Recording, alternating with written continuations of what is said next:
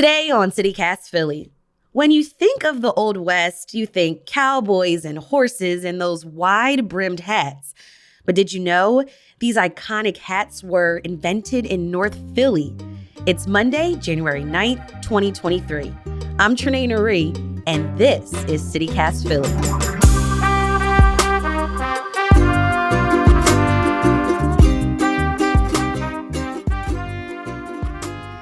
WHYY's midday host, Avi Wolfman-Arent, you do this regular segment on Twitter called Headlines of Yore, where you find a really old Philly news story and you explore its historical significance.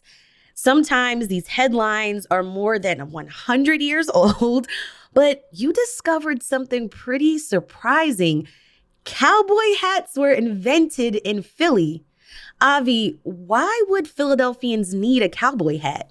Well, it's a good question. I don't think they did. I think this is a story of someone going out into the rest of the country, getting an idea for what other people need, and then coming back to Philly and making it here. Because to situate us, we're talking about the middle of the 19th century, the 1800s, when lots of stuff was made in Philadelphia. And a guy named John B. Stetson, and you might have heard that name around Philly every once in a while because of a building or a street.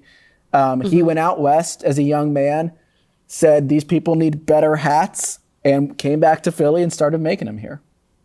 Well, now I feel some type of way that's like, I'm an Eagles fan. It's like anything cowboy related. I'm just like, But what was not working when he saw hats in other parts of the country? So the story, and look, I'm not a hat expert, but this is just a legend that's passed down, is that when he went out there in the middle part of the 1800s, Stetson saw a lot of people wearing like straw hats and bowler hats. I don't know if people know bowler hats anymore, but if you could sometimes still see them in old Westerns. Are they like the smaller, like rounder hats?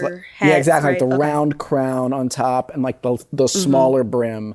And what he supposedly saw when he looked at all these people wearing hats were hats that were flea infested and not waterproof and not particularly good at blocking out the sun, which can be, oppressive when you're out on the plains or the prairie, and said, like, we could do better. Interesting. So how did Philadelphians react to these hats, though? I don't know. I didn't come across anything about how Philadelphians felt about the hats, other than the fact that for generations, many Philadelphians worked at the Stetson factory, which was sort of like on the edge of Kensington. And there was, like a lot of generational labor lore around working in this factory. It was a huge factory. It had its own hospital and had its own like Sunday school. I don't know. I mean, maybe you would know, Trinae. Like, I don't think the cowboy hat has ever caught on in Philadelphia. You mentioned definitely not, especially from an Eagles fan.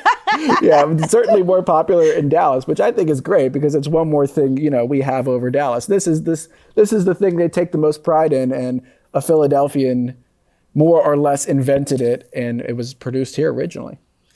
And were they even calling them cowboy hats back then? I don't know at what point in history they became known as cowboy hats. I do know that the hats made by John B. Stetson and his company became known just as Stetsons. And you can hear it, there are popular songs that mention Stetsons, people wearing Stetsons. Even to this day, someone might call a cowboy hat a Stetson. So, Avi, can you take us back a little bit? How did this Jersey-born Philly hat maker start to get into hat making? So he came from a hat making family, is what I understand. So he was from Jersey, and I should mention he wasn't from South Jersey, so he did not grow up in the area. But his dad was in the hat making business, so he had some exposure to hat making, and I guess the idea of it maybe being a career. What his dad did was not nearly on the scale of what he would end up doing. He ended up starting and founding this humongous factory. But they were in the clothing business, and he took it way further than any of his ancestors did. Can you tell us more about Stetson's factory? It was one of the biggest hat-making factories of the time. Yeah, so this is the part that as a Philadelphian is the most interesting to me because it's the part that speaks the most to like our city's history.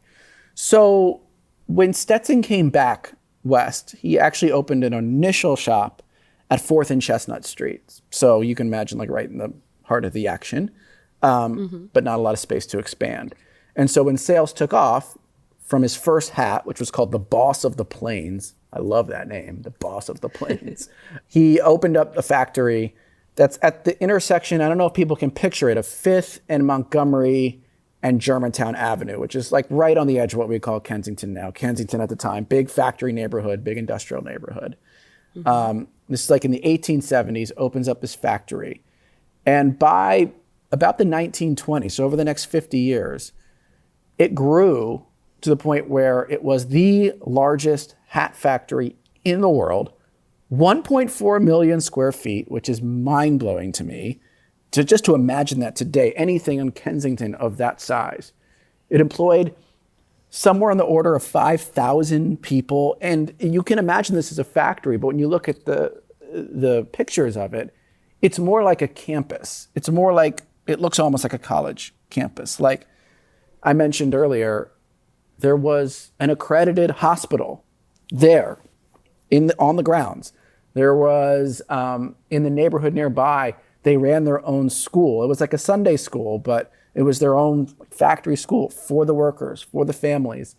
And this is a world that doesn't exist as much in Philadelphia anymore, where the factory was almost its own world, its own city, its own society. So many people worked there over many generations. They had their own little sphere, their own little world, and it was all based around working at this one company. Is the factory still there, or pieces of it at least? So my understanding is that most of it has been demolished, but I believe the hospital, the factory hospital, is still standing, or at least part of it. So the factory was open until 1971 when it ceased operations, and then it was demolished afterwards, and I believe there was a fire that hastened its decline. Most of it at this point is no more, but I believe part of, or perhaps all of the little hospital building is still standing, so there's some vestiges of it. How do stories like this, like Stanton's history in our city, not get lost again? Yeah, it's a great question. I don't know if there's an easy answer to it.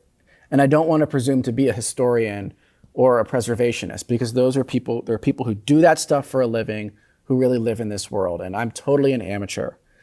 But my little slice of it, I think, is just reminding people that these little interesting stories are out there, to look for them, to listen for them.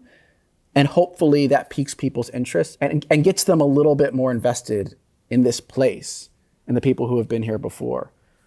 I find it not just interesting to look through Philly's history, but also comforting in a sense, because you can find that people have been dealing with the same problems, having the same issues and the same triumphs over and over and over again. And there are answers in our past. And there are hopeful stories and there are depressing stories, but a lot of times they are similar stories, and you can find little keys, I think, that help you make sense of the present a little bit better.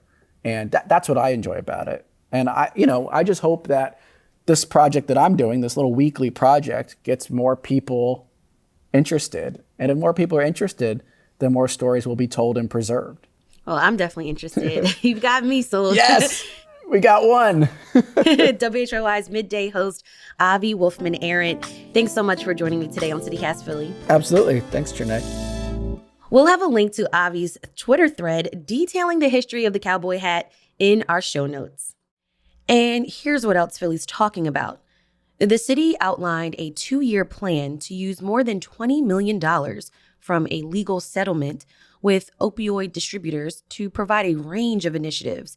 According to Metro Philadelphia, the plan includes grants to community organizations, investment in the Kensington neighborhood, like beautification projects, affordable housing, community-centered developments, and improvements to McPherson Square.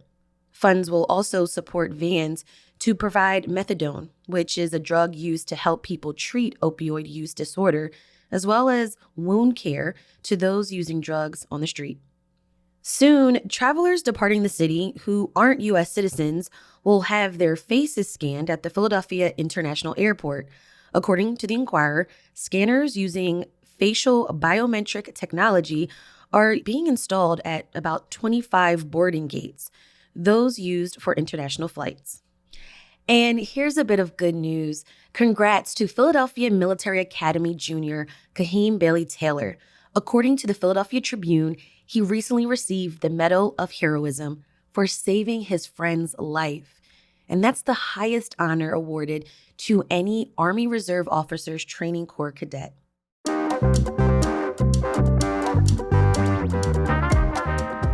That's all for today here on CityCast Philly. If you enjoyed the show about cowboy hats invented in Philly, why not tell a friend, rate the show, leave us a review, and hit that subscribe button. Be sure to sign up for our morning newsletter too. It's called Hey Philly. We'll be back tomorrow morning with more news from around the city. Bye.